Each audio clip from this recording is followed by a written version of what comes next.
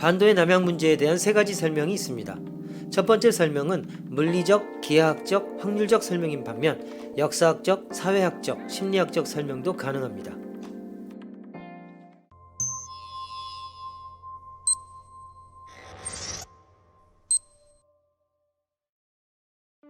환원은 물리학적인 성질에 속하는 것만 존재하지 않는다. 인간의 활동이나 마음과 관련된 환원이 존재할 수 있다. 매립의 결과 남쪽을 향하고 있는 반도가 증가하였다. 이렇게 설명하면 분명 사실과는 완전히 다르다. 틀렸다. 그러나 사고방식의 중요한 단서를 제공한다. 대답 자체가 아니라 발전적인 반문을 제기할 수 있기 때문이다. 그렇다면 왜 매립은 북쪽이 아닌 남쪽을 향하는 반도를 늘리는가? 집을 지을 때도 남향을 선호하듯이 기후나 산업에 유리하기 때문에 그런 것이 아닐까?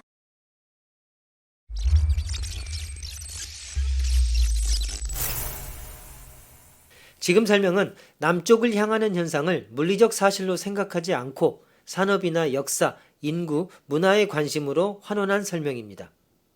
심리학적 설명, 역사학적 설명, 정치학적 설명 등등 명칭은 무엇이든 상관이 없지만 어쨌든 남쪽을 향하고 있는 반도가 많다는 점을 지형에 관한 객관적 사실보다는 인간 정신이 형성한 문화적 사실로 생각한 것입니다. 지구촌 사람들의 다수파를 차지하고 있는 북반구 사람들의 심리적 편향이 낳은 산물인 셈입니다.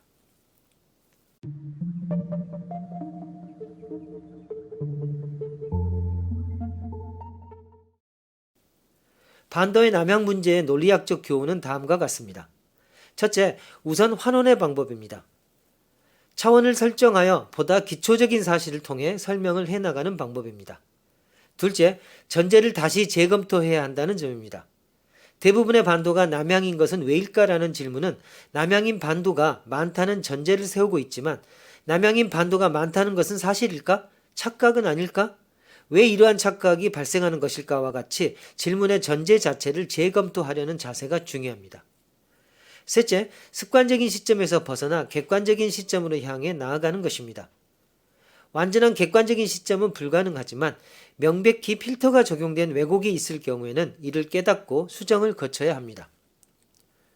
우리들은 평소 세계 지도를 바르게 보지 않고 있다는 것이 남양 문제를 통해 밝혀졌습니다. 세계 지도는 북반구의 인간들이 그린 것입니다. 북반구 문화에 의해 왜곡된 형태로 지도상의 지명을 교육받아 왔기 때문에 남향인 돌출 부분에 대해 민감해지는 반면 북향인 돌출 부분에 대해서는 둔감해졌을 가능성이 높습니다. 문화적 요인뿐만 아니라 지형에 대한 인지 심리학 분야에서 보더라도 마찬가지입니다. 만약 남쪽을 위로, 북쪽을 아래로 그린 지도를 사용하고 있다면 지금보다 한층 북향, 즉 아래쪽을 향하고 있는 지형이 주목을 받지 않았을까요? 인간의 시각은 위에서 아래로 내려가는 습관이 있기 때문입니다. 반도라는 것은 본래 고제 길이나 각도가 어느 정도가 되면 반도라는 명칭을 붙일 수 있는가에 대해서는 명확하지 않습니다. 애매모호한 개념이기 때문에 문화적이며 감각적으로 기울어진 인정 기준에 지배될 여지가 컸습니다. 결국 습관에 의해 우리들의 감각이 치우쳐 세계의 육지 형태가 있는 그대로 보이지 않았던 겁니다.